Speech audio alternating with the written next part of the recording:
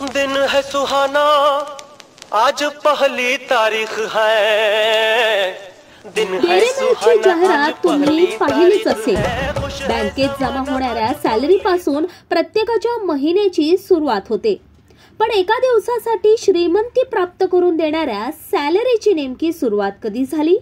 कभी खुशी कभी गम देणारी सॅलरी आणि मिठाचा नेमका संबंध काय? आणि महत्त्वाचे म्हणजे सॅलरी शब्द तयार कसा झाला? या सर्व प्रश्नांची उत्तरं आज आपण जाणून घेऊयात सॅलरी मीठ आणि वरचा क्लास व्हिडिओतून।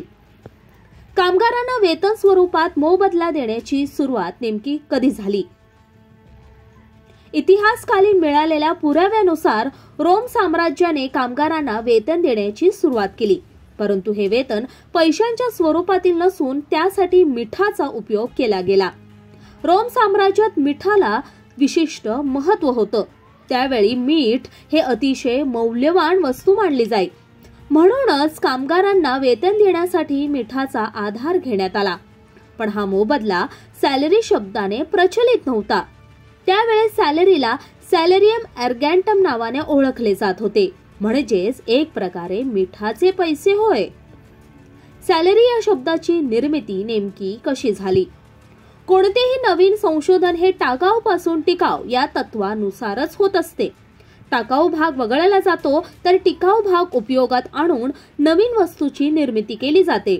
भाषेच्या बाबतीत देखील असाच काहीसा प्रकार पाहायला मिळतो। कोणत्याही नवीन शब्दाची निर्मिती हे इतर भाषेतूनच होत असते। दुसरा पर्याय म्हणजे दोन किंवा अधिक शब्द एकत्रित करून नवीन शब्दांना जन्म दिला जातो। उदाहरणार्थ मराठीतील पुस्तक या शब्दाची निर्मिती संस्कृत भाषेतून झालीये। पुस्तकम या संस्कृत शब्दातून पुस्तक हा शब्द उदयास आलाय। सॅलरी या शब्दाची निर्मिती देखील याच कल्पनेतून झालीये। याचे कारण म्हणजे दोन लॅटिन शब्दांना एकत्रित करून सॅलरी हा शब्द तयार झालाय। रोममध्ये सैनिकांना सॅलरियम अर्गॅन्टम पद्धतीने वेतन दिले जात होते, याचाच अर्थ मिठाचे पैसे होय। सॅलरियम अर्गॅन्टम या शब्दाचा काही काळाने अपभ्रंश होऊन सॅलरी शब्द तयार झाल्याचं जाणकार सांगतात।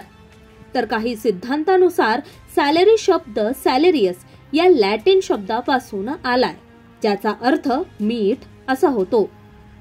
सॅलरी हा शब्द इंग्रजी भाषेत पहिल्यांदा 13व्या शतकात वापरला गेला।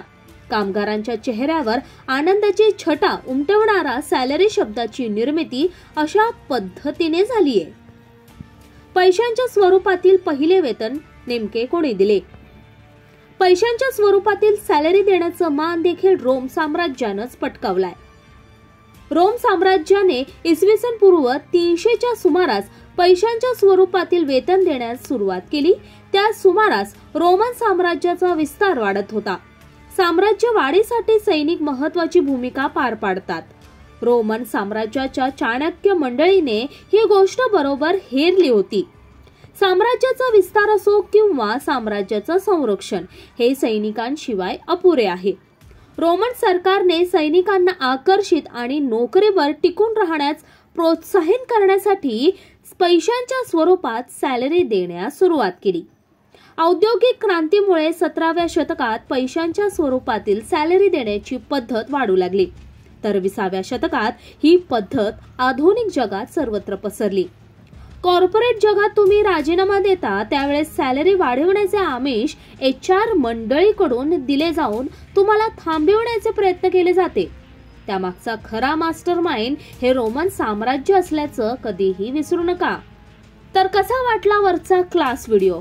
व्हिडिओ आवडला असल्यास चॅनलला सबस्क्राइब करायला विसरू नका आणि कमेंटद्वारे प्रतिक्रिया द्यायलाही विसरू नका।